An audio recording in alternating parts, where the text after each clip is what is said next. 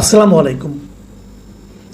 প্রিয় দর্শক, আওয়ামী লীগের যে সর্বশেষ সাধারণ সম্পাদক ওবায়দুল কাদের, তার একটা ইন্টারভিউ আমি আজকে পেলাম। উনি ভারতের দ্য ওয়াল এই অনলাইনের যিনি সম্পাদক এক্সিকিউটিভ এডিটর অমল সরকার, তাকে একটা লম্বা ইন্টারভিউ দিয়েছেন, প্রায় 23-24 মিনিট তো হবে। এই লম্বা ইন্টারভিউ উনি অনেক কথা বলেছেন। অনেকদিন পর ভদ্রলোকের কথা শুনলাম, কণ্ঠ শুনলাম। মানে সরকার পতন হওয়ার পর তো আর বিভিন্ন লোকের কথাই শুনেছি, শেখ হাসিনার নানা রকম কথাবার্তা আমরা শুনেছি, টেলিফোন সংলাপ শুনেছি, ওনার বক্তব্য শুনেছি। কিন্তু এই ওবায়দুল কাদের সাহেবকে মনে হয় দেশের অনেক মানুষ খুব মিস করছিলেন, কারণ ওনার কথায় প্রচুর লোক, যখন ওনার ক্ষমতায় ছিলেন, প্রচুর মানুষ যখন ওনার কথা শুনে বিমল আনন্দ পেতেন যে এই লোক বলে কি, কীভাবে কথা বলেন। ওনার বাচনভঙ্গি, শব্দ চয়ন সবগুলোই ছিল এক একজনের কাছে এক এক ধরনের মানে বিনোদনের একটা মাধ্যম। সেই ওবায়দুল কাদের সাহেবের আবার একটা মানে আপনার টেলিফোন ইন্টারভিউ ছিল, এটা কোনো ভিডিও ইন্টারভিউ না, অডিও ইন্টারভিউ। সেটা শুনলাম। আপনি ওনাকে পছন্দ করেন আর না করেন যাই হোক, কিন্তু ওনার ব্যাপারে কিন্তু আগ্রহটা সবারই আছে যে ভদ্রলোক এখন কি বলে দেখি। এটা এই কারণে যে আরেকটা কারণ ছিল ওই কারণে যে আমরা শুনেছি উনি প্রায় 3 মাস দেশে ছিলেন। এই 3 মাস কোথায় ছিলেন, কীভাবে ছিলেন, কার প্রশ্রয়ে ছিলেন, কার আশ্রয়ে ছিলেন, এগুলো একটু জানার আগ্রহ কিন্তু অনেকের মধ্যে আছে।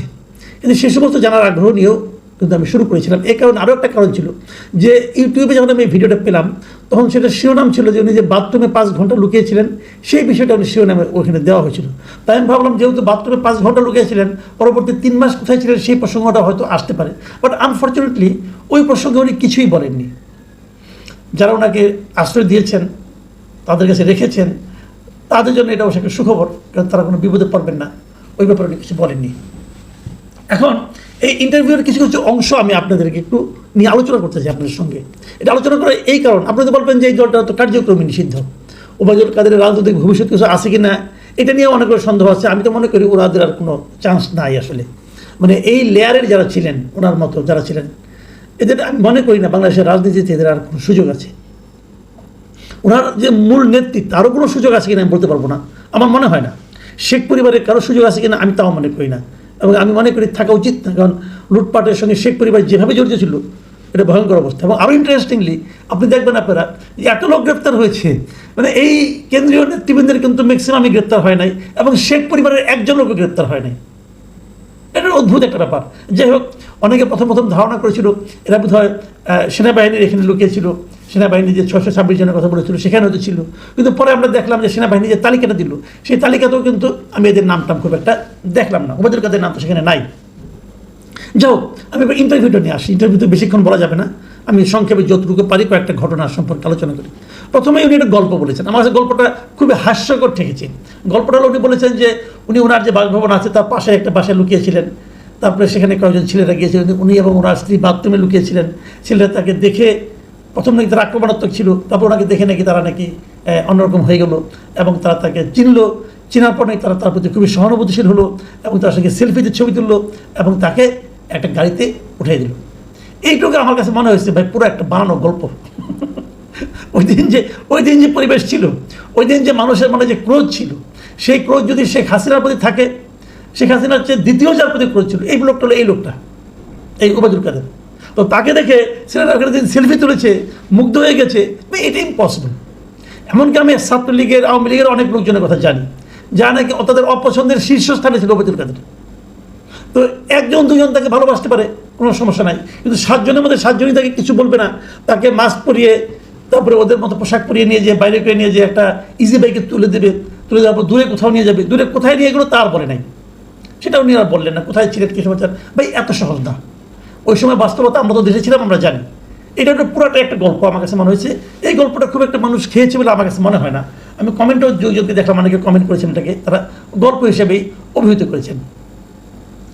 তারপরে যেটা নাকি একটা ভয়ঙ্কর তথ্য, সেটা হলো গিয়া যে উনি বলেছেন উনি যে বাংলাদেশে 3 মাস ছিলেন, এই 3 মাসে নাকি ওনার একটা উদ্দেশ্য ছিল। সেই উদ্দেশ্যটা কি, যে ওখানে থেকে কিছু করা যায় কিনা। ওই সময় বিভিন্ন শ্রমিক বিক্ষোভ হচ্ছিল, গার্মেন্টস শ্রমিকদের বিক্ষোভ হচ্ছিল, এইগুলি থেকে উনি ভেবেছেন যে কিছু করা যায় কিনা। মানে এই বিক্ষোভগুলিকে পুঁজি করে উনি হয়তো কিছু একটা করতে চেয়েছিলেন, কিন্তু সেটা পরে দেখলেন যে এটা আর হবে না, ওনার শারীরিক অবস্থাও খারাপ। তবে শেখ হাসিনার সঙ্গে যোগাযোগ করেছেন, তিনি নাকি বলেছেন যে তোমার তো শারীরিক অবস্থা খারাপ, তুমি বাইরে চলে আসো, এবং তারপরে উনি বাইরে চলে আসলেন। মানে বিষয়গুলোকে এত ইজিভাবে উনি দেখাচ্ছেন। তবে মতলব যে একটা ছিল, এটা বোঝা গেছে যে ওই শ্রমিকদের অসন্তোষ, সেই অসন্তোষের পেছনে আবার ওনার ভূমিকা ছিল কিনা, অথবা ওনাদের কারো ভূমিকা ছিল কিনা, সেটা উনি আবার ক্লিয়ার করেন নাই। ওই শ্রমিক অসন্তোষটাকে কেন্দ্র করে উনি কিছু মানে আরও বেশি কিছু একটা করার চেষ্টা করেছিলেন। মতলবটা খারাপ ছিল, বোঝার কোনো অসুবিধা নাই। তো সেই খারাপ মতলব নিয়ে উনি কয়েকদিন বসেছিলেন, তারপরে এক সময় বিদেশ ছেড়ে চলে গেলেন। 3 মাস পরে দেশ ছেড়ে যাওয়াটা এটা এত সহজ না ভাই। দেশ ছেড়ে পালাতে গিয়ে অনেকেই ধরা খেয়েছেন। উনি কীভাবে কোন সীমান্ত দিয়ে দেশ ছেড়ে পালালেন এটা জানার খুব আগ্রহ ছিল, সেটা জানতে পারলাম না। এই দুইটা আগ্রহ আমার মেটেনি, উনি কীভাবে পালালেন, আর 2 নম্বরটা হলো কার আশ্রয়ে 3 মাস ছিলেন। আমি মনে করি সরকারের উচিত হবে এটাকে খুঁজে বের করা যে কার আশ্রয়ে 3 মাস ছিলেন, এবং তাকেও সাজার আওতায় আনা। কেন তাকে আশ্রয় দিলেন এইভাবে? কারণ উনি তখন মামলার আসামি অলরেডি, কাজে এটা তো আর ঠিক হয়নি। উনি নিজের আত্মপক্ষ সমর্থন করেছেন, বলেছেন উনি কোনো মানে ভুল ত্রুটি ওনার থাকতে পারে, উনি বলেছেন ভুল ত্রুটি থাকতে পারে, তবে আমি কাজ করেছি, আমি কোনো চাঁদাবাজি করিনি, কমিশন খাইনি, পার্সেন্টেজ নেইনি। মানে আমার তো মনে হয় এগুলি সবগুলি 100-এর উপরে 150% মিথ্যা কথা। উনি চাঁদাবাজি করেননি, উনি পার্সেন্টেজ খান নাই, কোনো কিছু করেন নাই। ওনার হাতে 30 লাখ টাকা দামে ঘুরে আসে করতে গেন, তো 1-2টা না, অনেকগুলি ঘুরি। ওনার চাল চলন জীবনযাপন যা ছিল ওটা কি তার বেতনে কভার করে? হ্যাঁ, এগুলি মানুষের কী বোঝালে ভাই?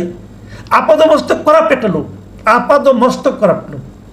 তিনি এখন বলতেছেন যে আমার যেটা ভুল ত্রুটি থাকতে পারে, কিন্তু আমি নির্দোষ ছিলাম। গুরুত্বপূর্ণ যে জায়গাটা, সেই জায়গাগুলো আমি দিয়ে আলোচনা শেষ করি। উনি এই যে একটা আন্দোলন হয়েছে, এই আন্দোলনটাকে উনি স্বীকারই করতে চান নাই। উনি ওনার এই বক্তব্যে আন্দোলনটাকে অভিহিত করেছেন একটা ষড়যন্ত্র হিসাবে। বলছেন এটা ছিল একটা লুটপাটের অভ্যুত্থান, এটা ছিল একটা ষড়যন্ত্র। এই বিষয়টা হলো গিয়া আমি মনে করি পুরো জাতিকে উনি অপমান করার চেষ্টা করেছেন। আমার ধারণা যে এই আন্দোলনটা, আমার বিবেচনায় এটা একটা স্বতঃস্ফূর্ত গণ অভ্যুত্থান ছিল, যাতে দেশের আপামর জনগণ জড়িত ছিল। দেশের আপামর জনগণের যে অংশগ্রহণে যে আন্দোলনটা হয়েছে, সেই আন্দোলনের ফল কি হয়েছে না হয়েছে সেটা কিন্তু আলোচনা করছি না আমি যে আন্দোলনটা ইটসেলফ, ওই সময় আন্দোলনটা ছিল একটা স্বতঃস্ফূর্ত জনগণের অংশগ্রহণমূলক আন্দোলন। সেই আন্দোলনকে উনি বলতে চাচ্ছেন এটা হলো একটা ষড়যন্ত্রমূলক ঘটনা। এটা বলার মাধ্যমে এই লোকটা যে এখনও গণবিচ্ছিন্ন, এই লোকটা যে এখনও সাধারণ মানুষের সেন্টিমেন্টটাকে টাচ করতে পারে না, এটা যে কেউ পারে না আসলে, এটা আরও একবার প্রমাণ হলো। এই দলকে আগামীতে কে কীভাবে গ্রহণ করবে এটা বলা কঠিন। তবে আমি একটা কথা মাঝখানে বলে নেই, এই বাংলাদেশের না রাজনীতিটা বড় অদ্ভুত, আপনি মিলিয়ে নেবেন। যখন কোনো দল জিতে আসে ইলেকশনে, যখন কোনো সাধারণ মানুষ একটা দলকে সমর্থন করে অথবা ওই দলকে ভোট দেয়, আমার কি ধারণা জানেন? আমার ধারণা কেউ ওই দলটাকে ভালোবেসে ভোট দেয় না।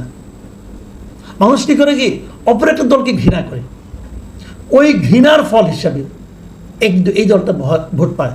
মানে এ দলকে যখন ঘৃণা করে তখন বি দল ভোট পায়, আবার যখন বি দলকে ঘৃণা করে তখন এ দল ভোট পায়। মানে এটা হলো নেগেটিভ ভোট। কারণ বাংলাদেশের মানুষ এখনো ভালোবাসার মতো কোনো দল পায়নি। এটা হলো সবচেয়ে বড় ট্র্যাজেডি আমাদের জাতি হিসাবে, এটা আমি মনে করি, এটা আমার ধারণা। তো সেখানে হয়তো আগামীতে আওয়ামী লীগের প্রতি মানুষের একটা সিম্পাথি থাকতেও পারে, বাড়লে বাড়তেও পারে, আমি জানি না।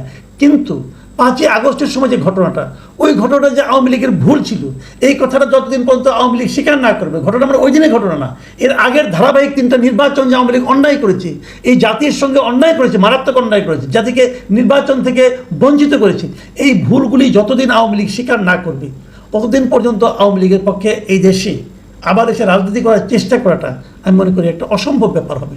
যাই হোক, তারপরেও উনি শেষভাগে বলেছেন উনি নাকি আশাবাদী। উনি আশা করছেন যে শেখ হাসিনা বাংলাদেশের আবারও প্রধানমন্ত্রী হবেন, ওনারা আবার ফিরে আসবেন, এবং উনি এই ব্যাপারে 100% আশাবাদী। এখন ওরা আশাবাদীর কারণ যেটা উল্লেখ করেছেন সেটা ওইটাই, এই যে নেগেটিভ এই যারা আছে সরকারে, তাদের প্রতি মানুষের আস্থা কমতেছে, অতএব তারা আসবে। ভাই এত সহজ না, এত সহজ না, এটা একটু সময় লাগবে। আমি একদম উড়িয়ে দিচ্ছি না, কিন্তু আপনারা যতক্ষণ পর্যন্ত এই নেতৃত্বের মধ্যে আছেন, আওয়ামী লীগ বলতে যতদিন মানুষের চোখে শেখ হাসিনা, শেখ পরিবার অথবা ওবায়দুল কাদের অথবা হাসান মাহমুদ এই লোকগুলোর চেহারা ভাসবে, ততদিন পর্যন্ত আপনারা ক্ষমতায় আসার জন্য, ফিরে আসার জন্য আপনারা আশাবাদী হতে পারেন, কিন্তু এই আশাবাদের কোনো ভিত্তি আছে বলে আমি ভাই মনে করি না, এটা সম্ভব না। তবে ওই যে ভুলের ব্যাপারটা, সেই জায়গাটা উনি একটা অদ্ভুত যুক্তি দিয়েছেন। উনি বলছেন যে আমি তো ভারতে বসে আছি, আমি ভারতে বসে কোনো ক্ষমা চাইবো, দেশে যে ভুলের জন্য ক্ষমা স্বীকার করবো। তাহলে আপনি তো দেশে 3 মাস ছিলেন, তখন চাইলেন না কেন? অথবা দেশে ফিরে আসেন ক্ষমা চাওয়ার জন্য, আসেন, আপনি তো আশাবাদী মানুষ। আমি মনে করি আমাদের রাজনৈতিক দলগুলোর এই জায়গাটাই সবচেয়ে বড় ঘাটতি। আমাদের রাজনৈতিক দলগুলোর আত্মসমালোচনার কোনো ব্যবস্থা নেই। তারা কেউ আত্মসমালোচনা করে না, কেউ ভাবে না, কেউ বলে না যে আমাদের কি ভুল হয়েছিল, ভুলের জন্য কেউ ক্ষমা প্রার্থনা করে না।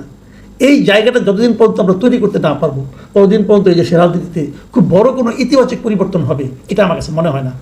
আমি এখানে অনুরোধ করব, যারা এই ইন্টারভিউটা দেখবেন, যদি কেউ দেখেন আর কি, তাহলে দয়া করে এর কমেন্টে যে লোকজনের কথাবার্তাগুলোকে দেখেন। এখানে অনেক লোক অনেক ধরনের কমেন্ট করেছে। অনেকে বলেছে, যেমন একজনকে একটা কমেন্ট করলাম, উনি বলছেন যে আপনার কথার ভারেই জল ডুবে গেছিল, আর এখন বিদেশে বসে উল্টাপাল্টা কথা বলে আমাদের বিপদ বাড়াইয়েন না। এই যে কথাটা বলেছেন যিনি, বোঝা যাচ্ছে উনি একজন আওয়ামী লীগ করেন। এবং উনি এটা বুঝতে পেরেছেন যে বাইরের এই সমস্ত নেতাদের কথাবার্তায় বাংলাদেশে যারা আওয়ামী লীগের নেতাকর্মী আছেন তাদের বিপদ বাড়া ছাড়া কমবে না। এই জিনিসটা আওয়ামী লীগের ওই করাপ্ট লিডাররা, করাপ্ট বলেন, ফেইল্ড বলেন, ব্যর্থ বলেন, পর্যুদস্ত বলেন, এই লিডাররা যত তাড়াতাড়ি বুঝবেন ততই এই দেশের এই মানুষগুলো স্বস্তিতে জীবনযাপন করতে পারবেন। প্রিয় দর্শক, এখন এই পর্যন্তই। আল্লাহ হাফেজ।